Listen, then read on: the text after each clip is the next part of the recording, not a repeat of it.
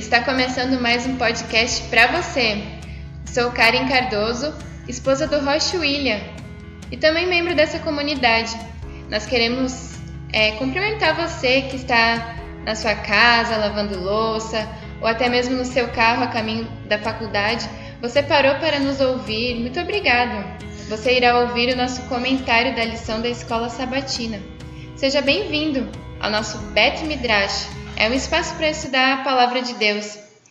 Nós estamos aqui com o Jonas. Tudo bem, Jonas? Oi, pessoal, tudo bem? Também com o Rocha William. E estamos iniciando um novo ciclo da lição dessa Escola Sabatina. Essa fase está falando sobre estações da família. Essa semana em especial, o título é Os Ciclos da Vida. E a gente sempre pretende passar para você uma visão judaica sobre a lição. E não percam, neste trimestre teremos vários convidados especiais. Bom, pessoal, eu estou muito feliz de estar aqui com esse casal maravilhoso. E como a Karen falou, a gente vai falar sobre as estações da vida. E essa primeira lição tem o título Os Ciclos da Vida. Isso mesmo, Jonas. A cada fase da nossa vida, nós temos características marcantes e também desafios específicos. Mas como diz em Eclesiastes 3:1, tudo tem seu tempo. Há tempo para todo propósito debaixo do céu.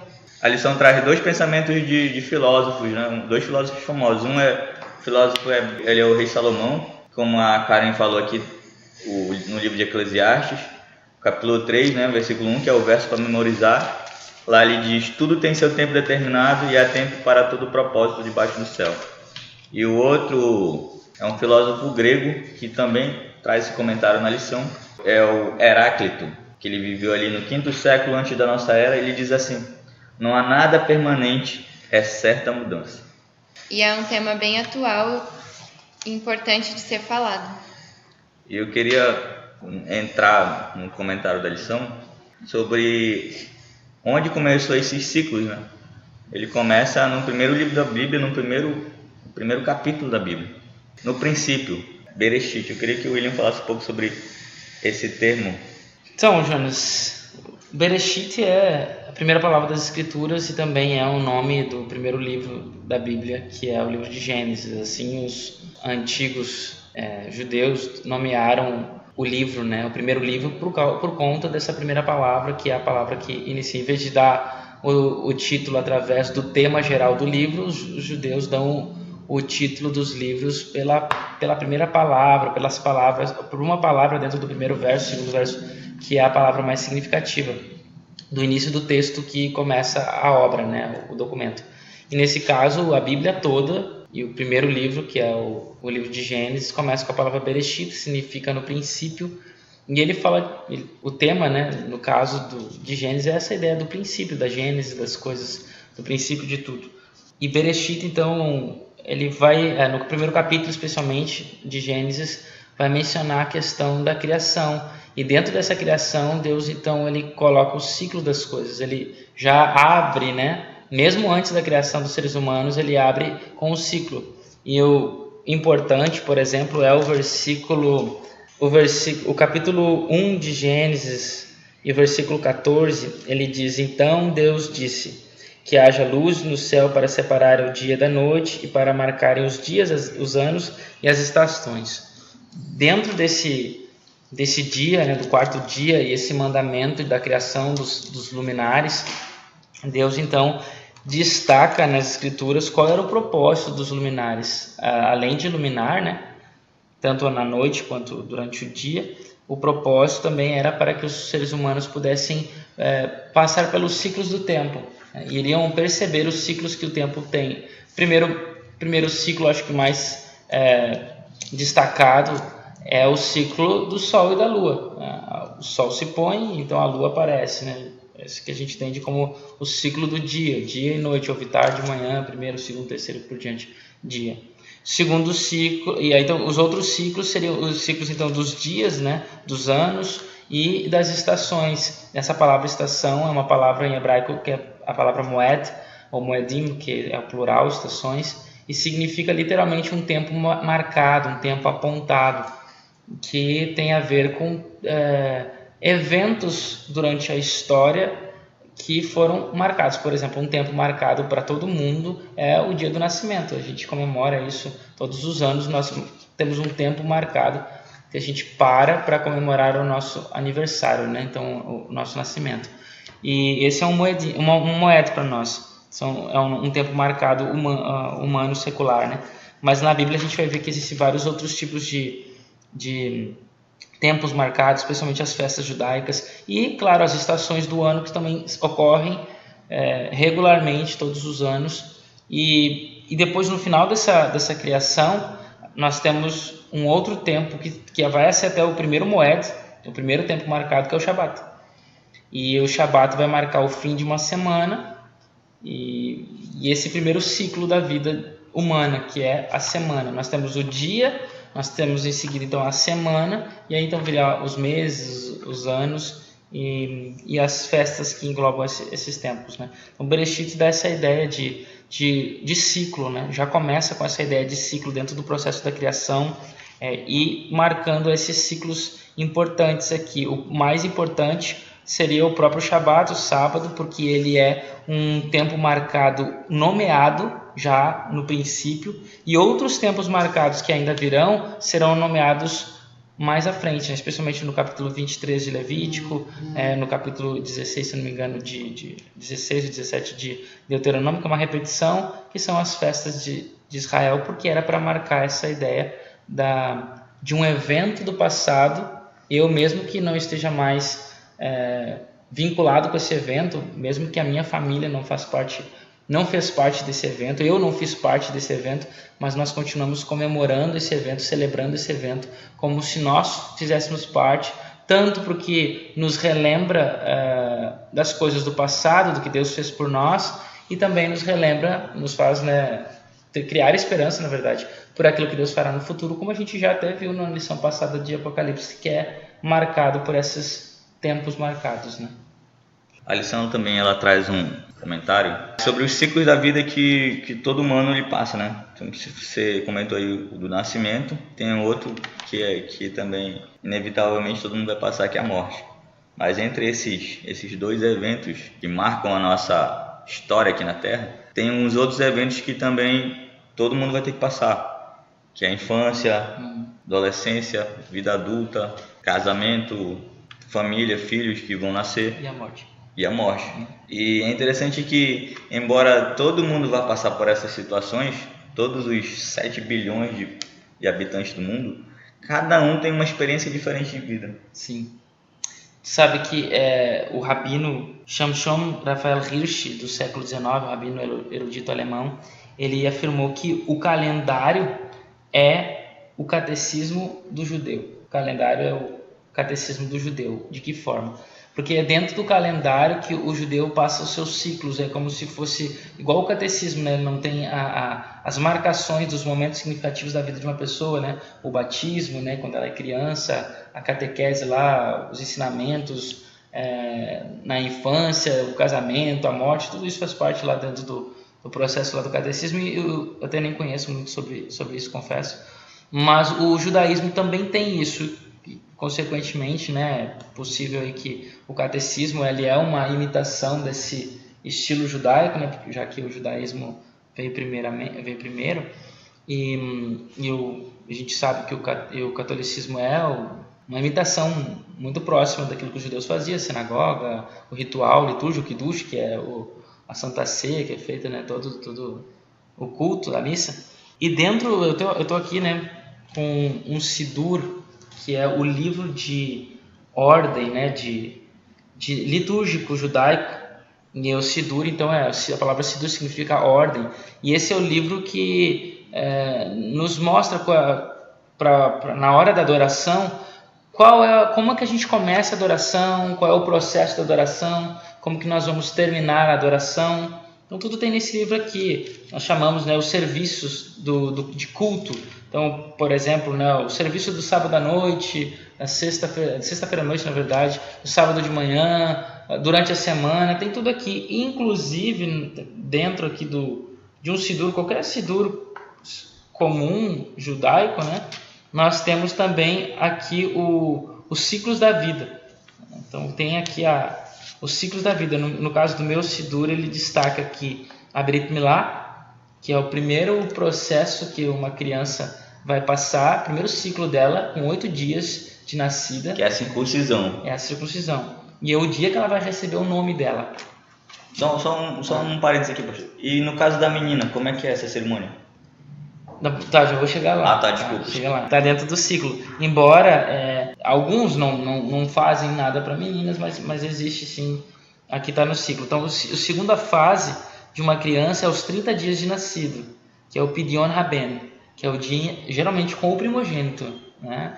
Que é quando ele vai ser apresentado perante todos, né? E vai ser resgatado também, porque existe uma compra. A criança, é dito que todo primogênito pertence a Deus. Então, o pai da criança, ele não é dono da criança, ele não tem posse da criança, porque aquela criança foi Deus que lhe deu, então ele pertence a Deus. E ele então deveria, por causa disso, trabalhar para Deus, ser um kohen, um sacerdote. Mas por isso, nessa cerimônia, o pai então apresenta o filho perante um sacerdote. Era assim, né? Ainda hoje ainda se faz isso. E aí apresenta o filho, e depois que apresenta o filho, então ele dá moedas de prata, conforme está isso nas escrituras, no livro de Êxodo.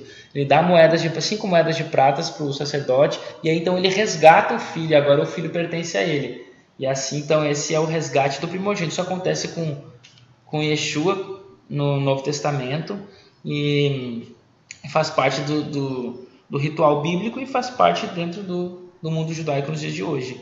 A terceira, seria o Zeved Rabat, que é o presente da filha, que seria a mesma coisa que o Pidyon Haben, só que isso já não é bíblico, é mais assim para incluir as meninas nesses rituais, porque elas também são seres, né, que passam por ciclos, como não é somente o homem, mas a mulher também.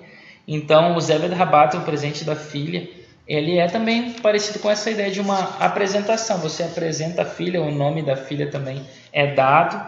E aí, em seguida, né, continuando, o próximo ciclo é o casamento. E no casamento, Kiddushin, né, Venissuim, que é os 2 momentos dentro do casamento judaico. Eu também mencionei isso na última lição. O casamento é importante, é um ciclo importantíssimo. Em seguida vem o último, né, que seria o serviço de funeral. Então esse é o último serviço o ciclo que se passa, que é a morte, né? E você vê que dentro das bênçãos que são dadas às crianças, faltou um ciclo, que não tem aqui no meu Sidur, mas em outros Sidurim aparece, que é qual ciclo? O Bar ou Bat Mitzvah, que é ou seja, vamos pegar aqui desde o começo, Brit Milá, a circuncisão, Pidyon Haben, a apresentação da criança, o Zeved Rabat, a apresentação da menina, e aí vem o Bar Mitzvah ou Bat Mitzvah, que é um momento de transição que uma criança, Bar, né, filho, Mitzvah, mandamento, o filho do mandamento ou a filha do mandamento. As crianças, quando elas começam a ter consciência do pecado, consciência das suas próprias ações, então elas deixam de ser dependentes, a salvação delas, do pai e da mãe, e a salvação agora se torna por conta dela mesma. Então ela passa por esse processo de leitura da Torá, de explicação daquilo que ela entendeu. Então, agora ela entende, ela compreende, ela pode falar sobre isso. Então ela passa por esse processo de rito de passagem, né? Vamos chamar assim. E isso acontece aos 12 anos da menina, aos 13 anos do menino. Aparece no episódio de Yeshua, em Lucas, no qual ele fez isso dentro do templo, né? Sendo questionado lá pelos rabinos, né? E sacerdotes lá da época, os sábios da época. E esse é um rito de passagem.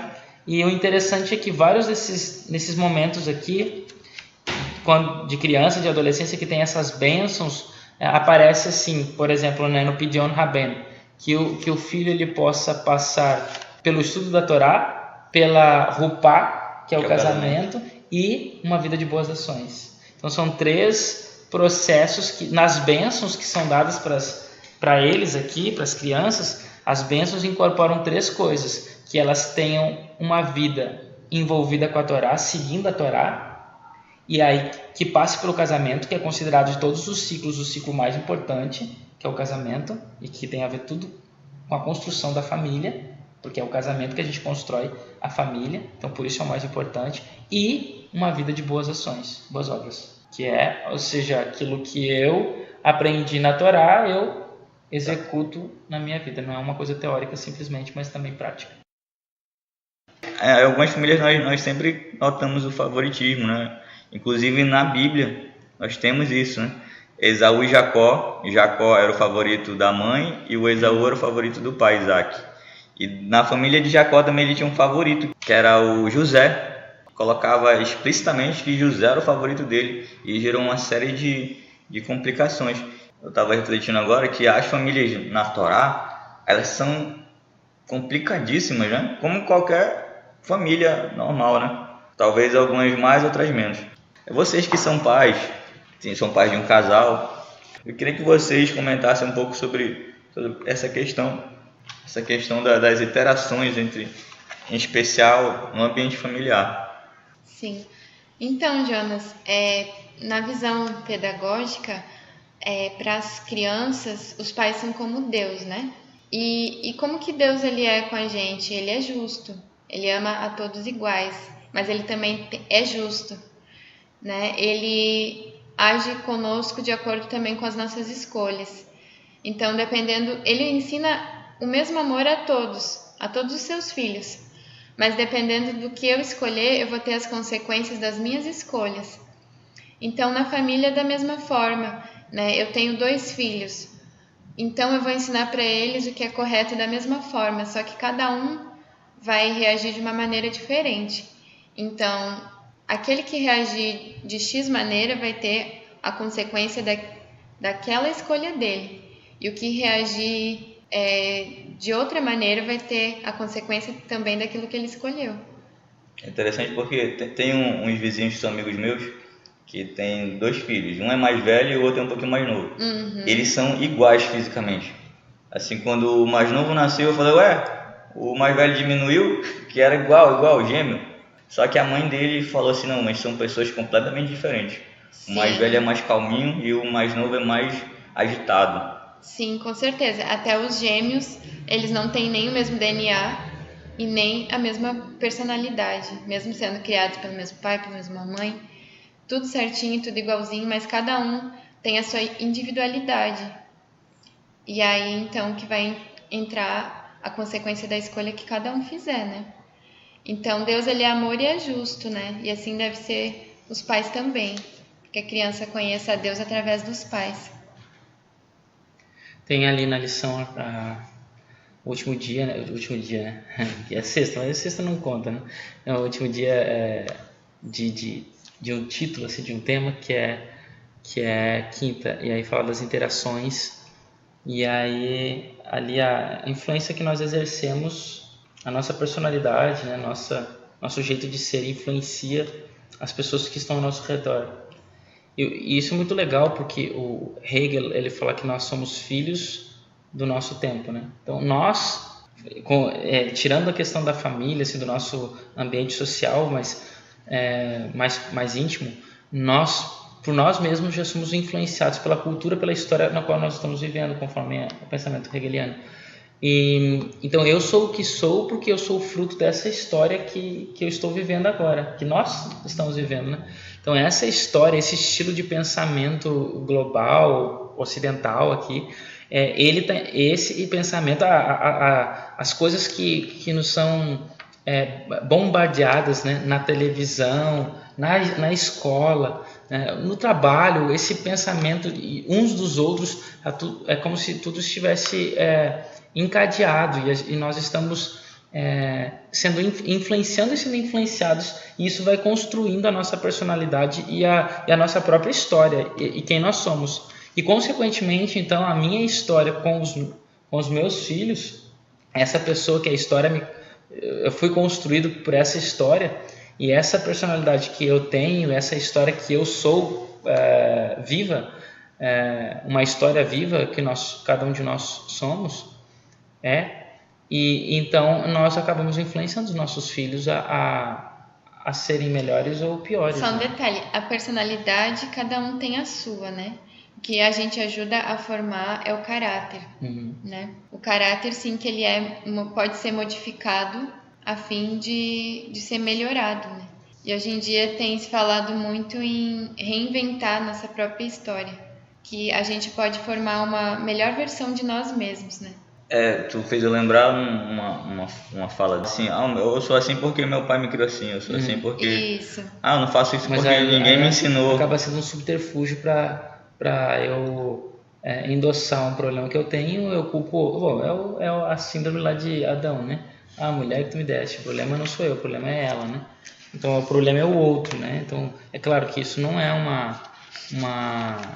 uma desculpa, né? Para que nós venhamos a permanecer do jeito que nós estamos. Como a Karen disse, a gente tem a possibilidade de reinventar a nossa história, que é a questão ali das transições. Como aconteceu com Paulo, ele tinha uma história que o moldou, mas ele reformulou a história dele. Só um detalhe que é uma curiosidade aí sobre a questão do judaísmo, não do judaísmo na verdade, mas da Bíblia, como que é a visão histórica desses ciclos que nós estamos vendo aí, a lição em inglês original, o nome é ritmos, né? Acho que em português ficaria estranho, então colocaram ciclos, mas seriam esses ritmos, né? Que vai, como um ritmo, vai pontuando a nossa vida, a nossa história. E dentro da Bíblia, como geralmente nós temos uma visão linear do tempo. E aí, nessa visão linear, nós temos no Facebook, por exemplo, a linha do tempo, né? E em outros lugares aí também, esses redes sociais, aplicativos e redes sociais. A gente tem a linha do tempo e aí nós vemos, então, os eventos que nós passamos no percorrer do tempo, desde quando eu me cadastrei nessa rede até o momento, até o presente momento. Nós vamos vendo lá, tal dia eu postei essa foto e agora, hoje em dia, o Facebook até, olha, há um ano atrás, de um ano atrás, né, o que você fez e tal, relembrando. Mas no pensamento bíblico, a história ela não é linear dessa forma, evento após evento após evento. A história ela é espiral. Então, a linha da história hebraica, ela não segue reto e ao infinito, ela segue em espiral, né? Como se fosse aquelas molinhas de... Uma mola, né? Uma mola, o espiral que a gente coloca essas apostilas, né? Então, aquele espiralzinho, é como se fosse aquilo ali. Então, você tem o primeiro evento, que evento é?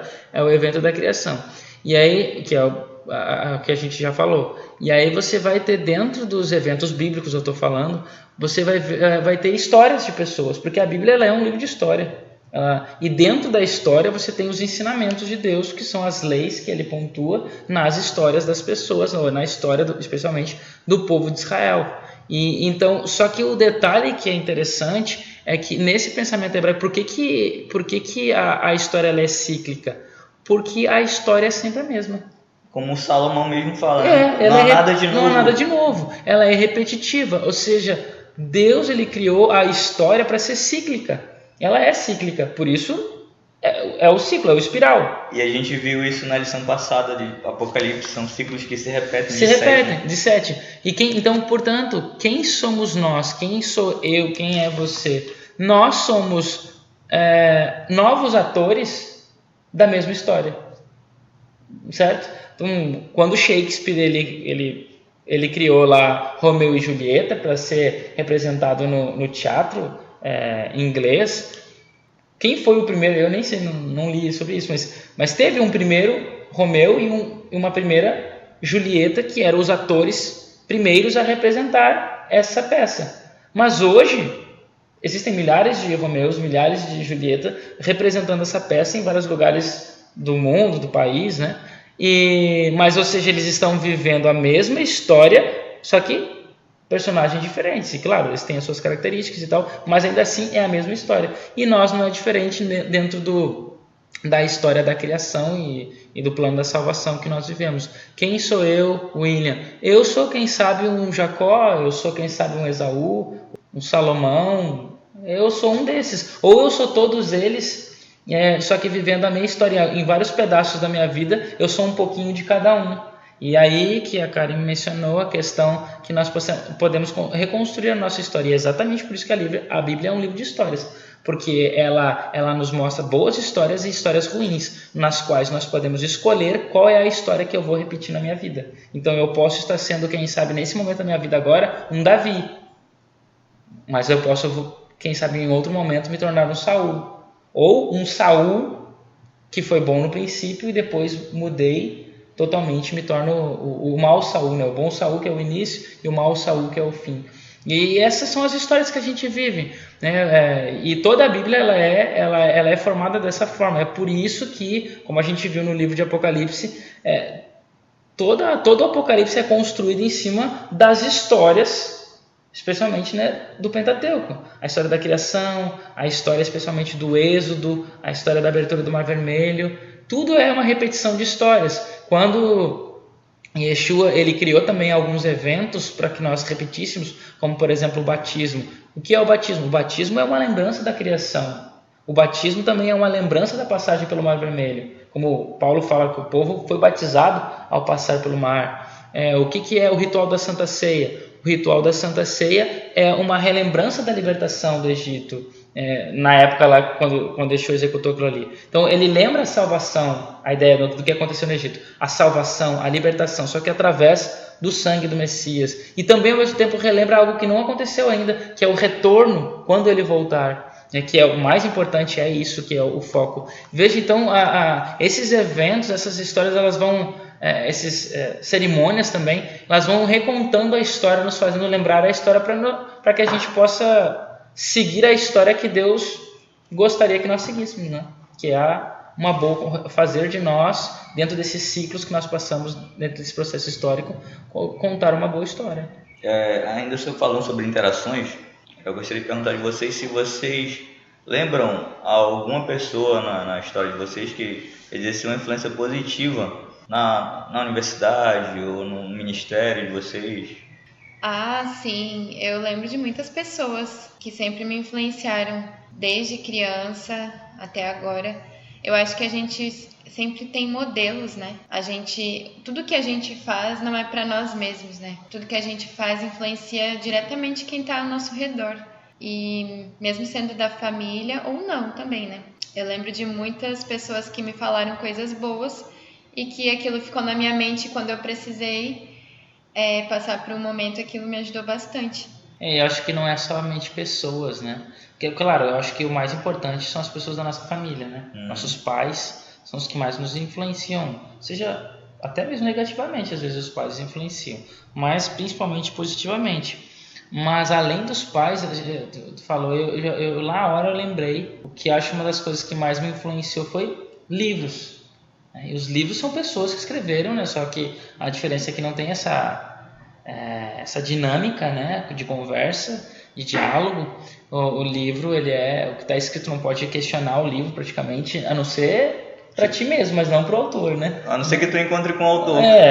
Se ele estiver vivo, né? Se ele estiver vivo, isso. Se for distante, te passar o e-mail, sei lá, o contato. Mas em tese, assim, a gente não questiona o livro, porque a gente tem os nossos questionamentos, a gente coloca, mas não tem como o livro responder a minha questão, a menos que ele tenha lá a resposta, né, para o que eu pensei. Mas em tese, então, o livro é uma pessoa que escreveu um pensamento que nós lemos e nós somos, então, influenciados também, né? E eu estou falando isso porque eu lembro, assim, por exemplo, o processo da minha história, de como eu cheguei aqui hoje, por exemplo, né? Tem um bereshit, tem um princípio, né? Tem um momento que foi assim algo que aconteceu na minha vida que me fez levar um outro rumo, partir para outro rumo, como aconteceu com Paulo. E uma das coisas que me influenciou muito foi a leitura de um livro. Quem te recomendou esse livro? Ninguém, estava na estante do meu pai. É do teu pai, então, do teu pai. E aí eu lembro que, entre outras coisas, entre o meu próprio pai, que também me influenciou, mas nos livros que ele se ele não tivesse comprado esse livro, talvez não teria me marcado tanto, né? Mas assim, a minha decisão de ser um líder religioso veio através da leitura de um livro. E esse livro que não tem nada a ver com o livro sobre liderança religiosa de alguma congregação. É um livro técnico sobre um livro da Bíblia. E aí eu li esse livro e me marcou muito, foi muito importante aquelas palavras do autor, a forma como ele interpretava a Bíblia. Eu queria aprender a ser igual a ele, entende? Queria interpretar a Bíblia como ele interpretava, queria entender a Bíblia como ele entendia. E ele demonstrava, inclusive, através da língua hebraica, né? Então eu disse, nossa, é isso que eu preciso, é isso que eu quero. E aí veja como um livro que o autor nem sabe disso, né? Ele nem tem essa... Ele está vivo. Está vivo. Ele é um dos editores da lição em inglês, né? É o Goldstein. Clifford Goldstein. Goldstein. E é um judeu, né? Também, né? E então, no livro que ele escreveu, isso para mim foi bastante marcante. E isso é interessante, porque a Bíblia é um livro. A gente também não pode questionar, porque os autores não existem mais. Então a gente não tem como questionar, olha, o que você quis... Lembra que a gente falou no livro de João, né? Do Apocalipse. Quem dera se ele tivesse... O que você quis dizer lá no Apocalipse 17? O que você entendeu por isso aí? Por isso que está escrito? Pode me ajudar, quem sabe? A gente pudesse, né? O autor, quem sabe, nos ajudaria. Quantas outras questões de outras passagens bíblicas a gente não tem. Mas mesmo assim, isso não diminui a influência que o livro vai ter sobre a nossa vida. E a Bíblia é um livro, e é escrito por várias pessoas, vários autores, mas que nós entendemos ou cremos, né, que existe uma inspiração, né, uma guia dada da parte de Deus, que conduziu essas pessoas a escreverem aquilo que ele queria, que são os seus próprios pensamentos, e nesses pensamentos nós então construímos a nossa história. E veja que a Bíblia ela influencia o mundo, tanto para o bem quanto para o mal. A Bíblia ela tanto promove a paz, quanto ela também já criou muita guerra e cria ainda, né, divisões no mundo. Né? Dependendo da pessoa que lê, né? Exatamente, depende da pessoa que lê. Ainda sobre interações.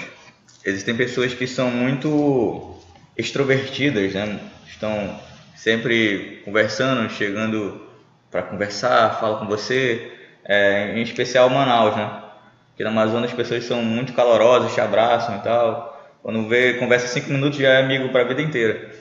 E tem muitas pessoas que são muito introvertidas, né? As interações são poucas, são mínimas. Mas cada pessoa, como a gente falou, cada pessoa tem uma história de vida diferente. Mas é interessante que o autor da lição nos traz, os autores da lição nos trazem que a respeito disso, que o ser humano é um ser social, um ser sociável. Ele não pode viver e nem aprender sozinho, porque senão esse seria um conhecimento extremamente limitado. Isso é uma impossibilidade, né? Não tem como viver só, né? O único que viveu só e mesmo assim também é a mesma coisa, né? Eu ia dizer Adão, mas nem Adão, porque Adão foi criado por alguém, né? Então é um ser que existe. Então ele era dependente, a existência dele era dependente de outro ser, que é Deus, né? Mas eu ia dizendo que ninguém consegue criar-se por si mesmo, porque de alguma forma a gente precisa de um pai que forneça um lado da genética, né? A mãe que vai fornecer a outra parte e vai formar aí o ser, e principalmente da mãe que vai viver dentro dela simbioticamente durante um tempo, até então nascer e continuar sendo dependente, né, do pai que fornece o alimento e a mãe também que fornece o alimento para o filho propriamente dito. Para o filho propriamente dito, né? Transforma o alimento dela para o alimento do filho. E ainda sobre a paternidade, o Gadi, eu não sei se o Gadi está participando aqui online, ele está mandando mensagens aqui. A respeito sobre a interação entre pais e filhos, né? A gente sabe que exerce uma influência extremamente profunda e hoje em dia se percebe assim que os pais estão delegando a responsabilidade que é deles para outras pessoas e até mesmo para aplicativos ou objetos eletrônicos e que exerce de certa forma uma influência não muito positiva na vida das crianças, né? Isso, Jonas, esse tipo de educação é chamado de educação terceirizada, né?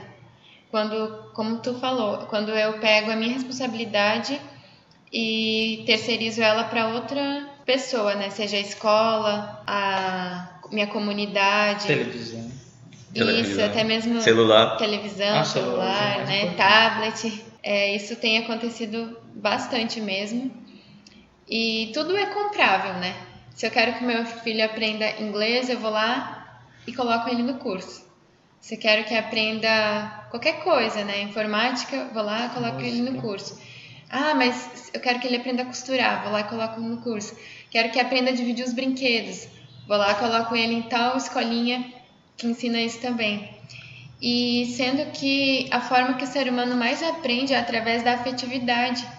Isso que eu queria né? Então, assim, claro que é importante também a escola, é importante os amigos, a comunidade, mas quem exerce a maior influência são os pais, porque a criança vai estar recebendo um momento de afetivo, né? Isso vai se tornar tão significativo para ela que vai passar da memória de curto prazo para a memória de longo prazo, é onde que ela realmente vai aprender, porque ela vai estar tendo a afetividade, né? Que torna para ela o conhecimento mais significativo.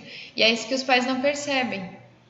Eles acham que só o fato da criança ter um tablet ou estudar na melhor escola, ela vai ter 100% de chance de aprender, né? Sendo que muitos conhecimentos podem se perder, porque não poderão se tornar tão significativos quanto se fosse a própria mãe ou o pai instruindo.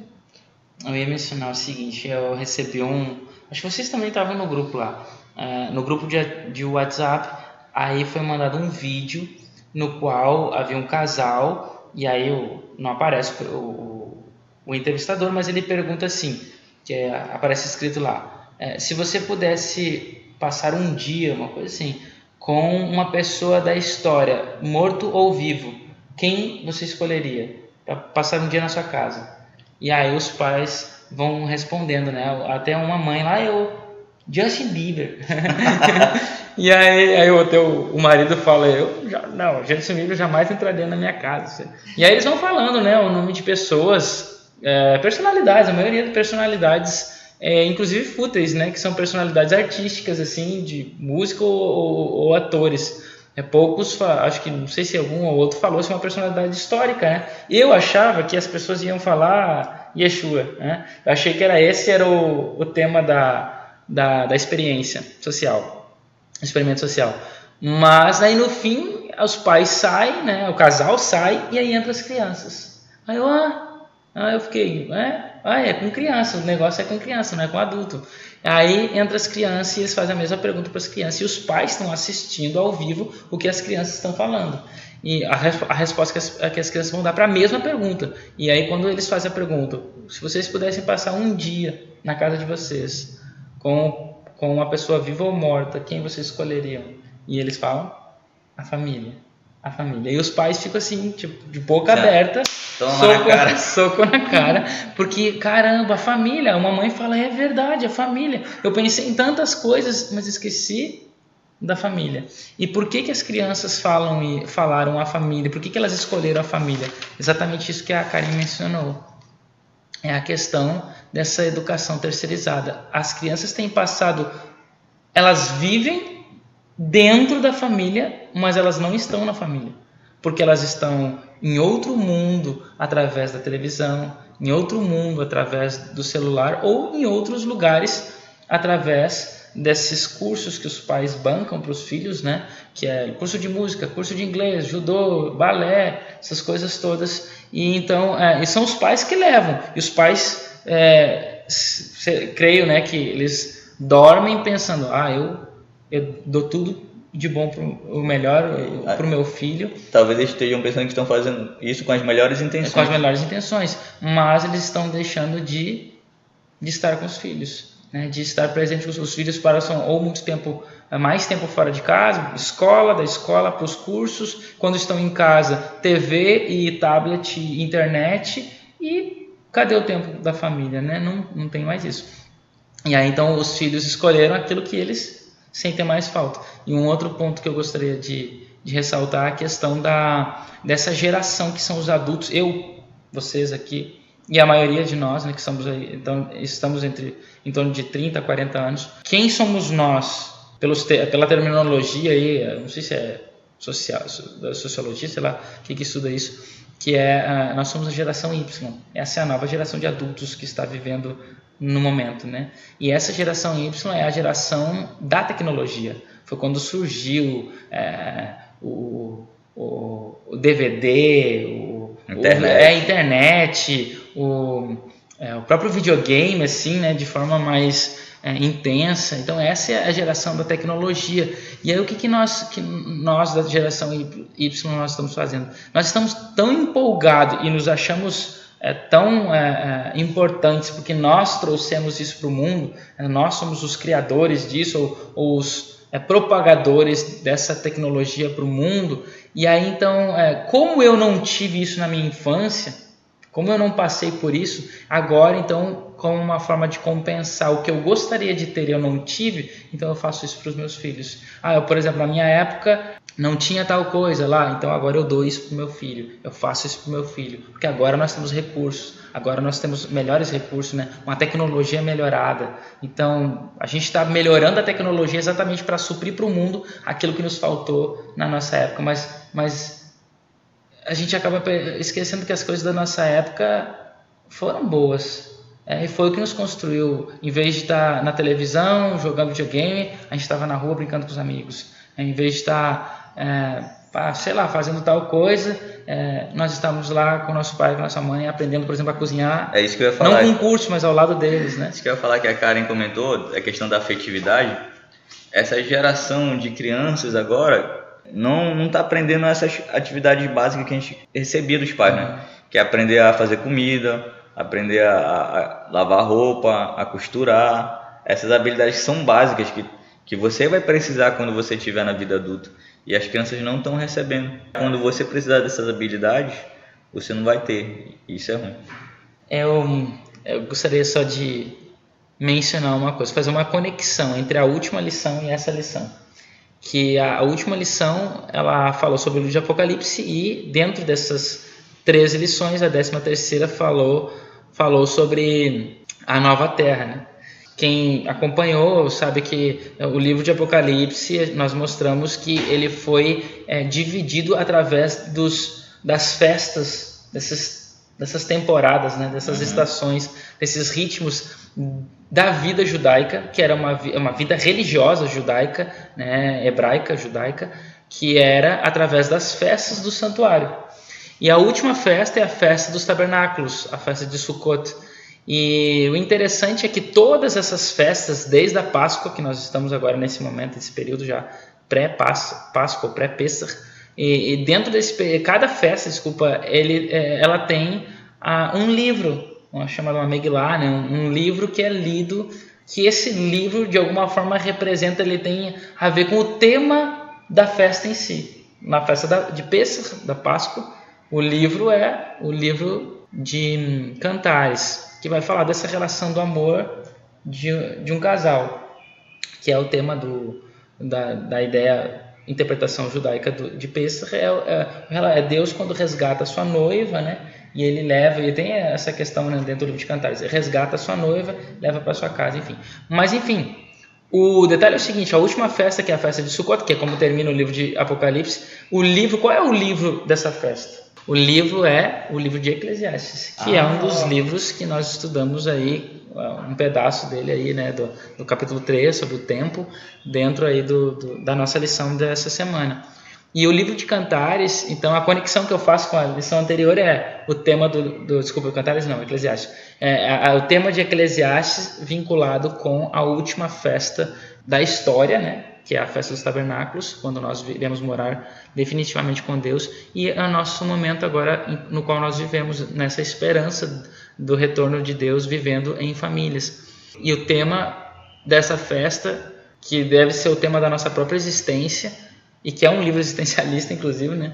É o livro de Eclesiastes. Por que Eclesiastes foi escolhido para representar essa festa? Essa festa que é a festa de Sukkot, que é chamada a festa da alegria, a festa mais alegre de todas, mas é um livro totalmente depressivo, e parece que um contraste, né? Nada é bom, melhor é não nascer, né? Melhor é morrer do que estar vivo, mas melhor ainda é nunca ter nascido, Salomão fala. Então olha a depressão do escritor, né? Quase Nietzsche aqui, né? de niilismo, né? E aí então Mas por que esse livro foi escolhido para representar o tema da festa mais alegre de todas? Porque esse livro ele fala da nossa vida. E a ideia da festa de Sukkot, que é a criação de cabanas simples, né? Não é uma barraca feita de couro. Barraca Capri. Seja, né? Uma barraca bem construída. Não é apenas 4 polos de madeira e uma cobertura feita de folhas. E ainda por cima, né? Não totalmente coberta, mas que haja aberturas na cobertura, né? Então são as folhas colocadas de forma simples umas por cima das outras, porque essa é a vida que nós vivemos. Ela é uma vida de vaidade, né? Ela é uma vida de vaidade aqui no sentido de coisas que são passageiras, efêmeras. Então são coisas que passam, são coisas que não são permanentes, que não são fixas. E esse é o tema da festa, que nós devemos nos preocupar com aquilo que é fixo, com aquilo que é importante, com aquilo que é imutável. E aquilo que é imutável, aquilo que é importante é Deus. Porque a festa, ela lembra o momento em que as famílias de Israel viviam com Deus dentro deles, no meio deles. Eu vou habitar junto com vocês, né, no meio de vocês. Esse é o momento da lembrança dessa festa. E nós, na nossa vida, na esperança do que nós vimos, né, essa é a última festa que falta acontecer na história. Na nossa história, é a festa dos tabernáculos, quando nós vamos comemorar quando Yeshua disse que foi preparar essas cabanas para as quais nós iremos nas quais morar com ele. Então nós estamos nessa esperança de morar nessas cabanas, de morar com ele, e portanto nós vivemos essa vida efêmera, essa vida de vaidades, mas o que deve manter aquilo que não é cíclico, aquilo que é constante em nós, é a esperança da volta de Deus, do retorno de Deus e de morar com Ele para sempre. Creio que esse é um dos pontos que nós não devemos esquecer ao estudar essa lição. Tudo muda, as coisas elas oscilam, elas são variáveis, né? No pensamento de Heráclito, né? Você não coloca o pé no mesmo rio 2 vezes, né? Então, quando você coloca um pé, é um rio. Quando coloca o outro pé, já passou, já é outro rio. As coisas, elas são variáveis, elas estão em constante mudança, mas Deus é aquele que não muda, e apesar das mudanças da nossa vida, é nele que nós devemos nos manter inabaláveis. Queria que vocês indicassem livros para leitura durante esse trimestre, baseado no tema da lição. Eu já indico o livro de Eclesiastes mesmo, né? De uma forma atentiva, prestando atenção nas palavras, com meditação. A gente geralmente lê esses livros simplesmente para cumprir um requisito, né? Li toda a Bíblia, li todo o livro de Eclesiastes. Mas ler o livro com atenção, com meditação na própria vida, na própria existência, é um livro que tem muito a nos dizer sobre a nossa história, sobre aquilo que nós de fato estamos dando importância, principalmente nos dias de hoje, que a gente dá importância a coisas que não têm o menor sentido, e esse livro fala sobre isso. Outro livro que eu gostaria de indicar, até falando sobre essa questão judaica, da vida de um judeu, é um livro do rabino, né, Haim Halevi Donin, e o nome do livro é Ser um Judeu, To Be a Jew, ou também eu acho que existe em espanhol, Ser Judío, eu acho que é o nome. E esse é um livro bastante interessante, porque ele conta ele vai falando, né, como é ser um judeu. Esses ciclos que eu mencionei, né, do Sidur, que é o ciclo desde o nascimento até a morte, e o que o judeu faz, como é que é o processo. É interessante porque ele no caso aqui, ele dá as regras, né, nesse livro. Ele dá as regras de o que deve fazer, o que não deve fazer, mas ao mesmo tempo ele também dá uma explicação sobre esses processos, o que essas coisas significam dentro da história, da vida de um judeu, né? E como esses episódios geralmente estão baseados no que as escrituras, embora faça parte da tradição da liturgia judaica, mas estão baseados no que a Bíblia nos apresenta, né? Dos ciclos do nascimento, da transição ali, de passagem, né? De ritual de passagem, o casamento e a morte, né? Bom, eu queria dar uma dica prática. O William falou já de ótimos livros, né? E a minha dica então é prática, que a gente viva cada fase da nossa vida intensamente, né, Jonas? E deixe também as outras pessoas viverem as suas fases de forma coerente, né? Que os pais deixem as crianças serem crianças, né? Que os adolescentes passem por essa transição de maneira tranquila, que nós adultos vivamos também nossa fase, né, de maneira boa, de maneira feliz, que os idosos também vivam sua fase de maneira alegre e enquanto, né, o Eterno não retorna, que possamos viver cada ciclo, né, da nossa vida de maneira intensa, para que a gente venha viver mais tranquilamente, né, mais feliz e influenciando as outras pessoas de maneira boa também. Então, a minha dica de livro é Os 7 Inimigos do Coração, do Dr. Luiz Fernando Cela, editora Rituale. Ele aborda sobre a questão psicológica de sentimentos que nos privam de viver bem cada fase da vida. Legal. É muito interessante. O rabino Benjamin Blair, ele diz o seguinte, que matar o tempo, quem mata o tempo, não é um assassino, é um suicida. E porque o tempo não é dinheiro, tempo é único, é exclusivo. Nós não podemos acumular como a gente faz com dinheiro, né? Então ele até coloca aqui qual é o propósito do judaísmo. Ele fala nesse livro, eu também indico, né, o livro do Benjamin Blair, e ele responde: eis a resposta dos sábios do Talmud. O propósito do judaísmo é santificar o tempo e transformar cada momento da vida em um momento sagrado. O nome do livro é O Mais Completo Guia sobre o Judaísmo. Queria finalizar pegando a tua fala e a fala da Karen. Tem um professor de filosofia chamado Clóvis de Barros Filho. Ele veio dar uma palestra aqui em Manaus e eu fui assistir. E uma mensagem muito importante que ele deixou não deixe para ser feliz depois, quando você tiver o emprego que você quer, o carro que você quer, a situação de vida que você acha que é perfeita.